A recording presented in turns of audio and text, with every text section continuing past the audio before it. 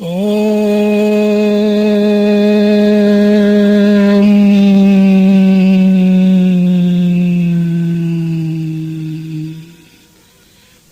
का मंत्र बोलकर अंतःकरण की तमाम नाड़ियों को शुद्ध करने के लिए घंटा निनादवत ओम का उच्चारण करना चाहिए, जैसे कि मैंने किया था। आधा शब्द बोलो, ओम।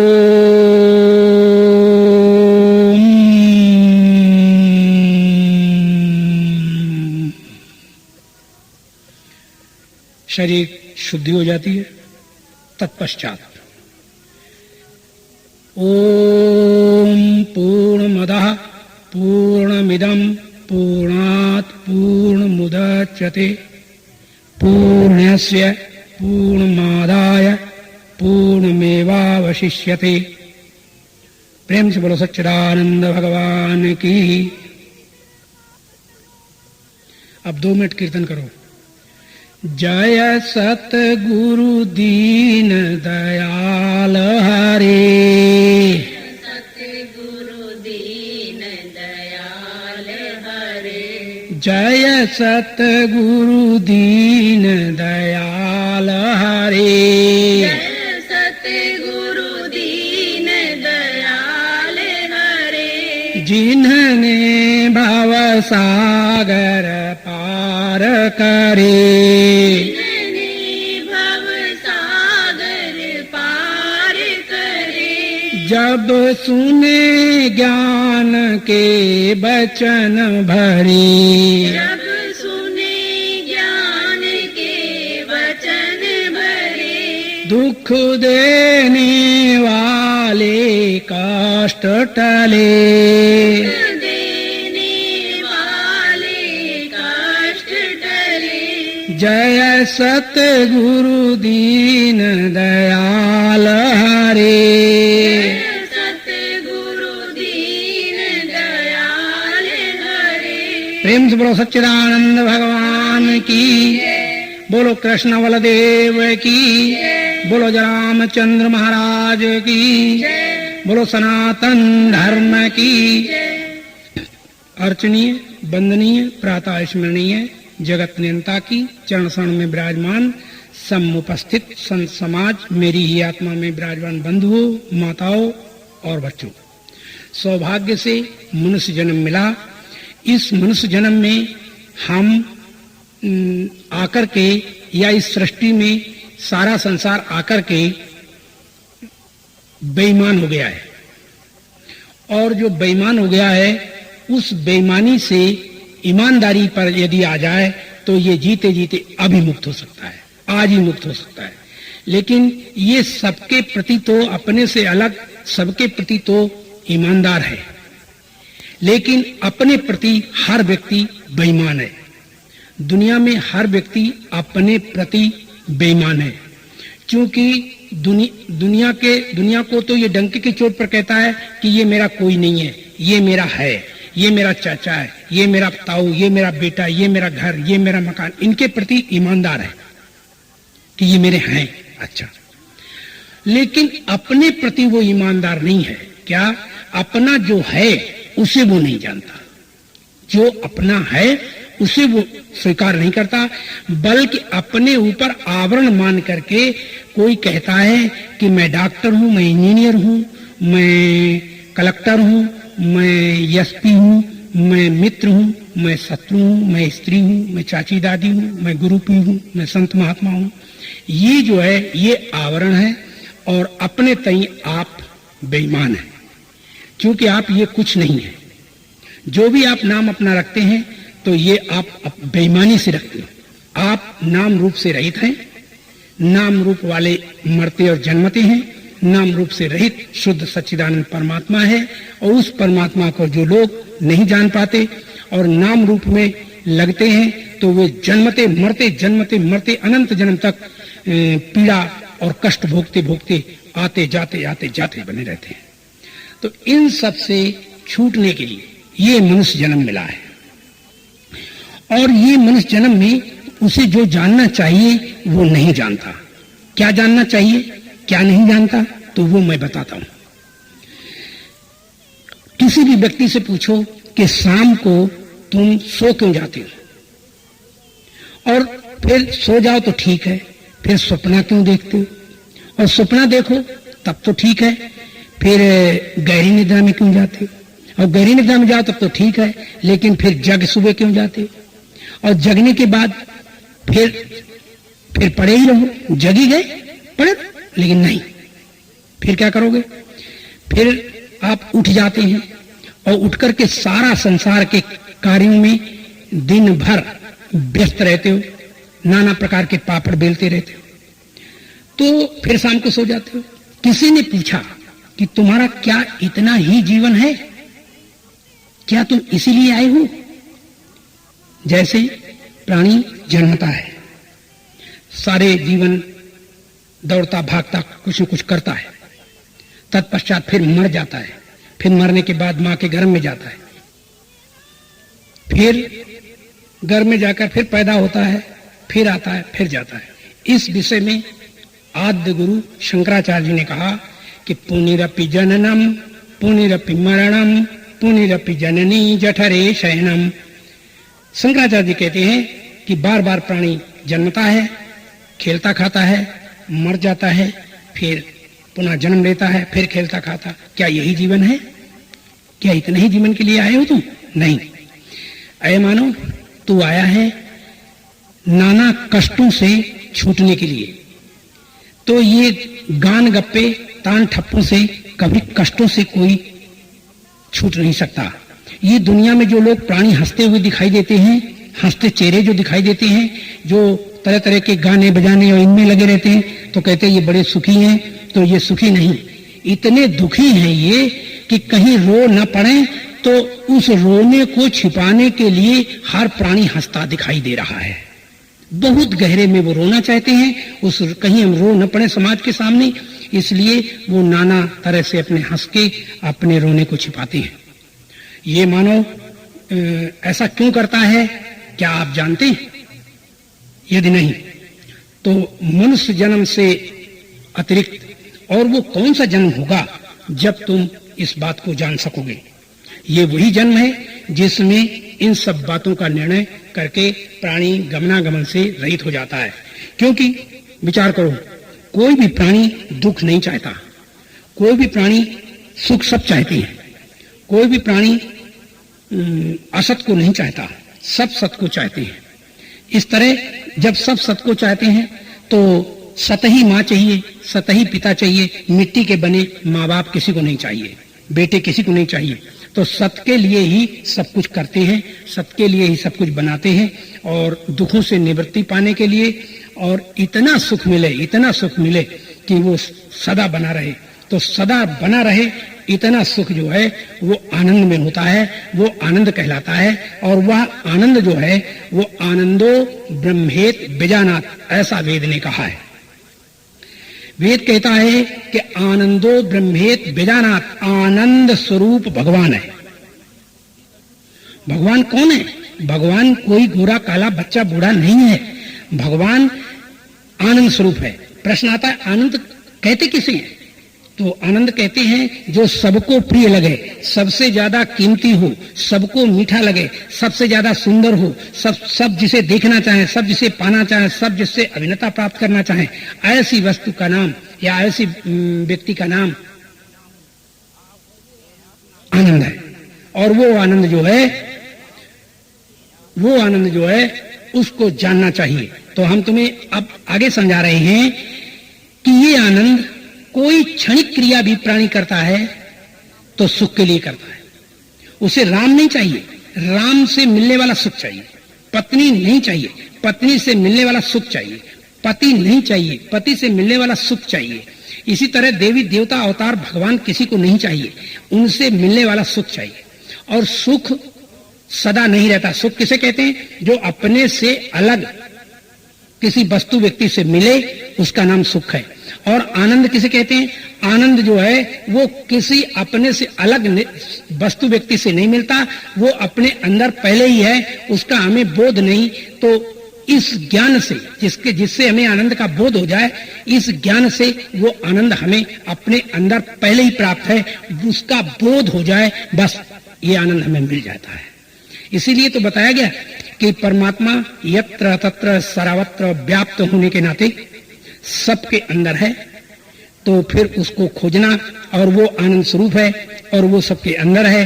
तो काहे रे बन खोजन जाई, सर्वनिवासी सदा अलेपा तो ही संग समाई।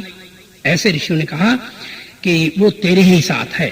तो कुछ लोग यहां आश्चर्य की बात तुम्हें बता दें, सारे संत आज ये चिल्ला के कहते हैं कि अरे भाई बाहर मत झांको, अपने अंदर लगाओ समाधि, अपने अंदर झांकी मारो, अपने अंदर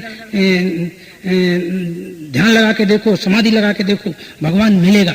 तो वहां जो समाधि से दिखेगा, योग से दिखेगा, या जो किसी क्रिया आदि से दिखेगा, तो वो भगवान नहीं होगा, वो मिथ्या होगा, मिथ्या होगा, नाम रूप वाला होगा। और वो जो नाम रूप किल्ले पिल्ले होंगे, किल्ले पिल्ले जानते हो, ये जो तुम्हारी मन की कल्पना है वही सब दिखेंगे। और वो जो दिखते हैं अंदर, तो लोग उन्हीं को थोड़ा सा तसब्बुर मान करके और उसे ये मानते हैं कि हमें इसी में आनंद है। बस ये ऐसे देवी देवता अवतार गुरु पीर दिखने लगे। अब ये गुरु पीर दिखे तो क्या कोई भगवान दिख गया क्या? ये भगवान नहीं है। जिनसे ये सब दिखते हैं, जिनसे ये सब जाने जाते हैं, उसको जानना है, वो तुम्हारे अंदर बैठा हुआ है, उसको जानकर प्राणी गमनागमन से रहित होता है। तो हमने तुम्हें बताया कि ये सब छोटी से छोटी क्रिया भी प्राणी क्यों करता है। जब तो याद रखो, चाहे अच्छी क्रिया हो और चाहे बुरी क्रिया हो, हर क्रिया के साथ हमारा जो जुड़ा हुआ नाता है वो केवल इतना ही है कि हर क्रिया करके हम सुख चाहते हैं और सुख से आनंद चाहते हैं, और आनंद स्वरूप भगवान है, और उस भगवान को के लिए ही हम सब कुछ कर्म करते हैं। परंतु हम ऐसा जानते हैं कि वो भगवान नहीं है, भगवान तो गोरा है, भगवान तो काला है, भगवान नाम रूप वाला है। भगवान, तब याद रखो, नाम रूप वाला भगवान भगवान नहीं होता। ये जितने दुनिया में भगवान अभी तक बने, तो भगवान ये बताओ सबका है कि किसी थोड़े समाज का? तो सबका है। तो जो सबका भगवान है वह तो राम नहीं, वह तो कृष्ण नहीं, वह तो ब्रह्मा विष्णु शंकर अल्लाह गॉड आत्मा परमात्मा नहीं। बोले क्यों? कि कोई भी आदमी एक भगवान को सारी दुनिया नहीं मानती। राम सारी दुनिया को नहीं प्यारे लगते, कृष्ण सारी दुनिया को प्यारे नहीं लगते, अल्लाह सारी दुनिया को प्यारा नहीं लगता, ब्रह्मा विष्णु सारी दुनिया को प्यारे नहीं लगते, और आनंद स्वरूप भगवान है और आनंद सबको प्यारा लगता है। तो आनंद स्वरूप भगवान को मनुष्य जन्म में यदि हम जान गए तो जीते जीते हमने अपनी विजय कर ली। और ये विजय हमारे हाथ में अगर आ जाए तो हमारा जीवन ही नहीं बल्कि हमारा जन्म जन्मांतर एकदम सुलभ हो गया, सुलभ हो गया। सलभ कहते हैं पतंगा जैसे अग्नि में भस्म हो जाता है, अपने आप ऐसे ही हमारे ये सब अपने आप सलभ की तरह भस्म हो जाते हैं। फिर क्या रह जाता है? एक सत्य नाम से जाना जाने वाला, चेतन नाम से जाना जाने वाला, आनंद नाम से जाना जाने वाला, और ज्ञान नाम से जाना जाने वाला जो है, इन सबको जो इकट्ठी जानता है उसको जानना चाहिए। वह शुद्ध सच्चिदानंद परमात्मा है, वह सब में है, उसी को खोजना चाहिए। आंखें बंद करके देवी देवता अवतार गुरु पीर संत महात्मा को जो अगर तुमने देखा तो वह तुम्हारा अपना आपा नहीं है। और जब वो अपना आपा है ही नहीं तो उसे खोज करके तुम करोगे क्या? वो तो तुम्हें गुमराह कर रहा है, वो तो तुम्हें बांध रहा है दुनिया में, उससे तुम बचना है। तुम्हें अगर बचना है तो होश करना है। तो हमने तुम्हें बताया कि इस सृष्टि में जो भी कुछ है, जहां भी क्षणिक क्रिया कोई करता है तो सुख के लिए करता है, कोई वस्तु व्यक्ति के लिए नहीं करता। इसलिए निज सुख बिन मन हो ये कि थीरा, और परस की हूं ही बिहीन समीरा। निज सुख, राम का सुख नहीं, कृष्ण का नहीं, ब्रह्मा विष्णु का नहीं, पत्नी और पुत्र का नहीं, धन और मकान का नहीं, विद्या और अधिकार का नहीं, फिर किसका? निज सुख। जो निज सुख है, जो अपना सुख है, उससे बड़ा तीन लोक में कोई सुख नहीं है। हाँ, सबके अंदर जो निजानंद है उसे ही परमानंद, उसे ही परमात्मा कहते हैं।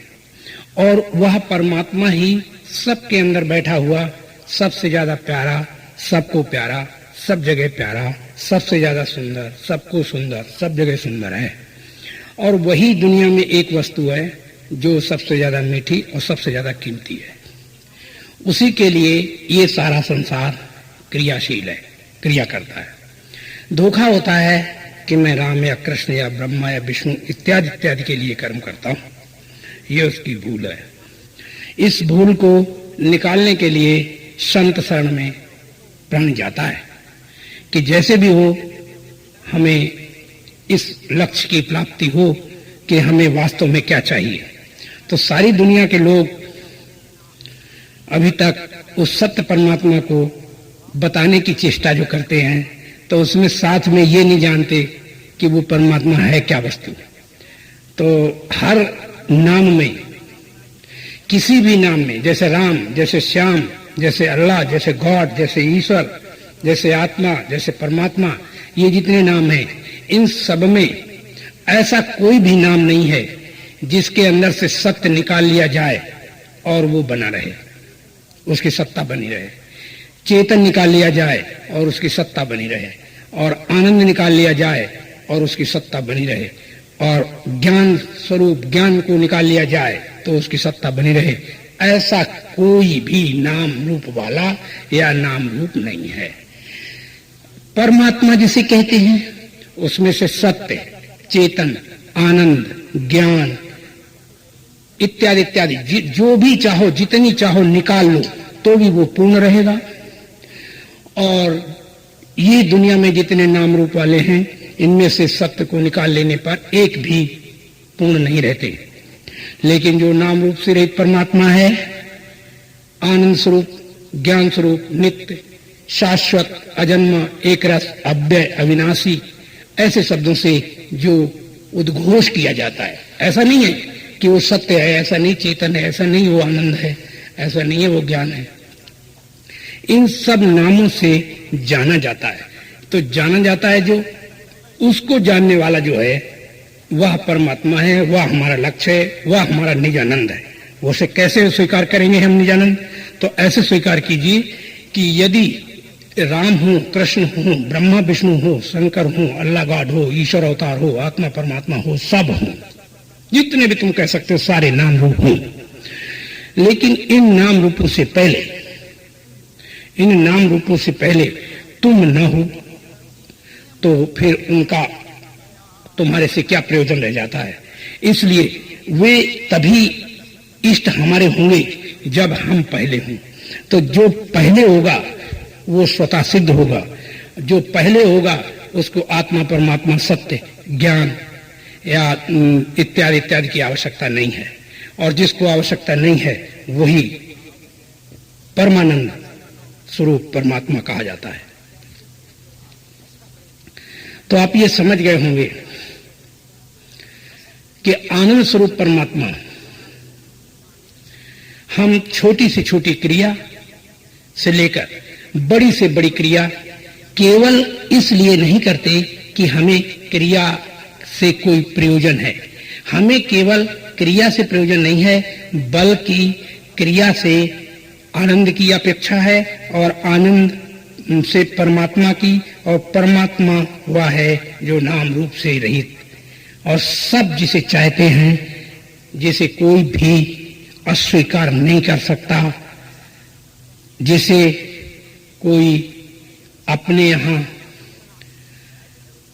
अपने अंदर से उसको उसकी सत्ता को अस्वीकार न करे, उसी सत वस्तु का नाम आनंद स्वरूप परमात्मा है। और प्यारे, इस आनंद स्वरूप परमात्मा को देखना ये होगा कि ये परमात्मा आनंद स्वरूप है कहाँ, कैसे है। तो ये मैं तुम्हें बताता हूं। परमात्मा व्यापक है, एक रस है, अव्यय अविनाशी है। तो जब व्यापक है तो सब वस्तुओं में उसे होना चाहिए। तो सब वस्तुओं में वो जब है तो सब वस्तु जो प्यारी लग रही हैं, सब वस्तु जो प्रिय लग रही हैं, वो सब वस्तु प्रिय वस्तुओं में यदि वह परमात्मा हटा दिया जाए तो कोई भी वस्तु व्यक्ति प्रिय और कीमती नहीं लगती। तो अब ये देखना होगा कि वो वस्तु व्यक्ति कहाँ है, कैसे है। तो हमने जब उसे ढूंढा तो हम ढूंढने चले तो किसी ने कहा कि राम में भगवान है, आनंद है, कृष्ण में आनंद है, ब्रह्मा विष्णु में आनंद है। तो ये जब कहता है तो वो राम के अनामी स्वरूप को कह रहा है। और अगर राम को ही कोई आनंद स्वरूप कह रहा है तो राम में आनंद इसलिए नहीं होता कि आनंद की ये परिभाषा है कि जिसको सब चाहते हो। तो सारी दुनिया के लोग, ऐसा कोई भगवान है ही नहीं कि जिसको सारी दुनिया के लोग चाहते हो, सारी दुनिया के लोग स्वीकार करें। तो मुसलमान के भगवान को हिंदू स्वीकार नहीं करता, हिंदू के भगवान को मुसलमान स्वीकार नहीं करता, ईसाई के भगवान को हम स्वीकार नहीं करते, हमारे भगवान को वह स्वीकार नहीं करता। लेकिन परमात्मा वह है जिसको दुनिया का हर व्यक्ति, जड़ चेतन, जिसकी ओर झुकते हैं, जिसको सब चाहते हैं, जिससे अलग एक सेकंड के लिए नहीं रह सकते, उस सत्य परमात्मा को इस मनुष्य जन्म में जानने की हमें आवश्यकता है। तो हमें देखना है कि ये सब है कहाँ। तो जब हमने कहा कि राम में आनंद है तो किसी ने कहा अल्लाह में आनंद है, किसी ने, तो अल्लाह और राम में आनंद जब कहा गया तो अल्लाह वाले को राम दे दो और राम वाले को अल्लाह दे दो, तो दोनों स्वीकार नहीं करते। तो इससे पता चला कि राम में अगर आनंद होता तो अल्लाह वाले भी स्वीकार करते, और अल्लाह में आनंद होता तो राम वाले भी स्वीकार करते। इस तरह दुनिया में गॉड में यदि आनंद है, यदि कृष्ण में आनंद है तो कृष्ण वाले को गॉड दे दो, गॉड वाले को कृष्ण दे दो, तो किसी को किसी में आनंद नहीं आता। इससे पता चलता है कि दुनिया में कोई भी आनंद स्वरूप नहीं है, सब में अधूरा, यानी उसका अंश, उसका विकीर्ण स्वरूप भासता है। वास्तव में वो तो अपने आप में आप ही है, अनामी होने के नाते, और उसमें ये सब कल्पित है। जितने भी नाम रूप हैं ये कल्पित हैं, और नाम रूप कल्पित वाले लोग जो हैं वो नाम रूप को पकड़ करके और जो पार जाना चाहते हैं तो उनको छल मिलता है, कभी सत्य परमात्मा नहीं मिला करता। सत्य परमात्मा तो उन्हीं को मिलता है जो समस्त नाम रूपों से ऊपर उठकर और उस नित्य सत्य परमात्मा को जानने का प्रयास करते हैं। तो आइए और दिखाएं।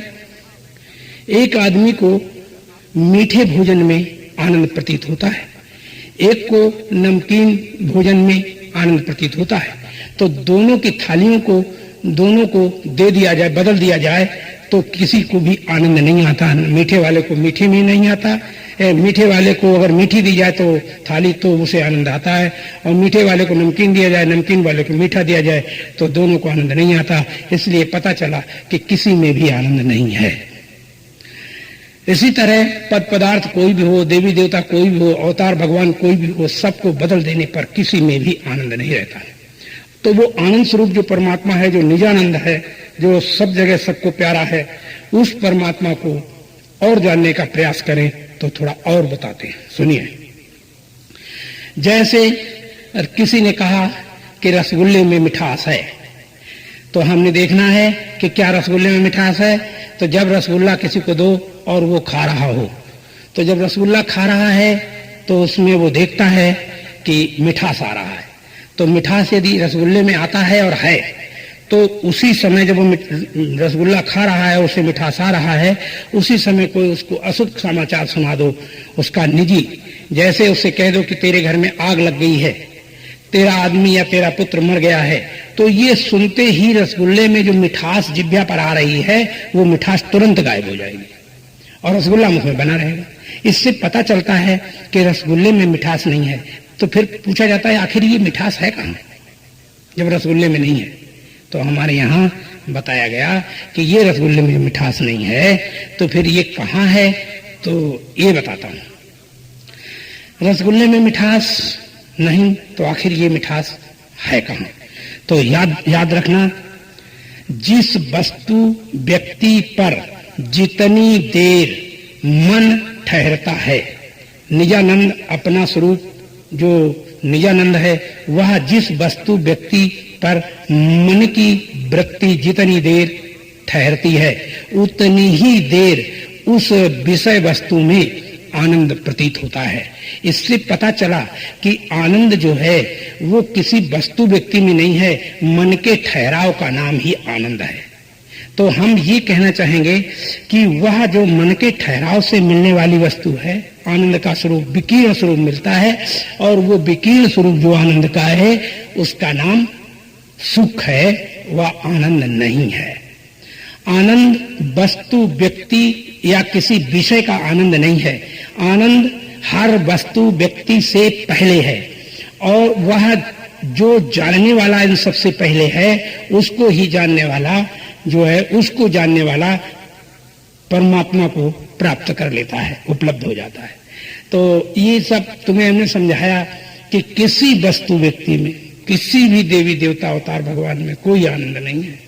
ये भूल है आदमी की, और इन आजकल के लोग नहीं, जब से ये सृष्टि उत्पन्न हुई है, जब से ये गुरुडम चला है, जब से गुरु लोग पैदा हुए हैं, तब से ये हालत पैदा हो गई है कि गुरुओं ने अनेक भगवानों को उत्पन्न किया, नाम रूपों को पैदा किया, और समाज को एक परमात्मा की अनेक संतानों की तरह हम सब जी रहे थे। हमें किसी बात का कोई भेदभाव नहीं था, लेकिन इन गुरुओं ने, इन महापुरुषों ने, जिन्हें महापुरुष लोग कहते हैं, इन ना समझी करने वालों ने हमें नाम रूप में अलग अलग बताकर बांट दिया, और समाज ही अनेक नाम रूपों में बंट गया। एक व्यक्ति चतुर आया, उसने कहा राम भगवान है, तो सब उतने मानने वाले, राम को मानने वाले सब समाज से अलग हो गए। ऐसे ही कृष्ण को मानने वाले लोग आए, तो उन्होंने कहा कृष्ण भगवान है, तो कृष्ण के मानने वाले अलग हो गए। ऐसे ही अल्लाह को मानने वाले अलग हो गए, ऐसे गॉड के मानने वाले अलग हो गए, ऐसे ईश्वर आत्मा परमात्मा को मानने वाले सब अलग हो गए। तो कोई भी आदमी ऐसा नहीं रहा इस दुनिया में, नहीं तो एक भी तो होता, तो एक भी इस दुनिया में आदमी ऐसा नहीं रहा कि जो ये बता सकता कि वास्तव में ये परमात्मा एक ही। और सब मजे की बात सबको ये है कि सारे लोग ये बात एक स्वर से कहते पाए जाते हैं कि अल्लाह, ईश्वर, गॉड, आत्मा, परमात्मा, ब्रह्म, ईश्वर, जितने भी शब्द हो सकते हैं परमात्मा के विषय में, वे सारे के सारे एक ही परमात्मा के नाम है। तो जब एक ही परमात्मा के नाम है तो समाज में भेद और भिन्नता कहां से आ गई? ये समाज में नाना क्रियाएं अलग अलग, नाना पूजन, नाना ध्यान, नाना समाधि, नाना कर्म धर्म, ये सब अलग अलग कैसे पैदा हो गए? ये पैदा हो गए हमारी गलती से।